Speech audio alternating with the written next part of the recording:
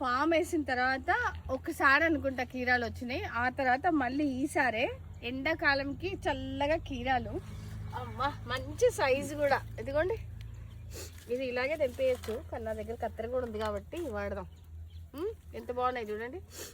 దీంట్లో ఇప్పుడు ఉప్పు కారం వేసుకొని తింటా నేను. ఇక ఈసారి మామిడికాయలు లేవు మనకి ఎక్కువ, సో కీరాలు మాత్రం ఉన్నాయి. ఇదిగో ఇక్కడ కూడా ఒకటి. బా ఇదైతే భలే ఉంది. కీర చాలా మంది వచ్చాయి అనమాట. కీర అంటే బాగానే వస్తాయి కీర, కాకపోతే ఏంటంటే దున్నాలి, అది ఇది మంచిగా చెయ్యాలి, అలా చేస్తే వస్తాయేమో. ఇంకెక్కడ ఉన్నాయమ్మా, కొన్ని ఖరాబ్ అవుతున్నాయి కదా.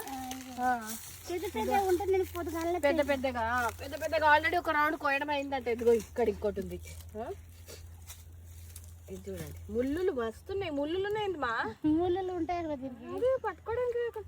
మనం మామూలుగా మార్కెట్లో కొన్న వాటికి ముళ్ళులు ఉండవు కదా, ఇక్కడ చూడండి ముళ్ళు తడిపోయే వరకు. ఇదిగో బాగున్నాయి కదా. మీకు ఎలా అనిపిస్తుంది చూడండి కీరలు చూసి. అమ్మ తోకు పెడతారు అంటే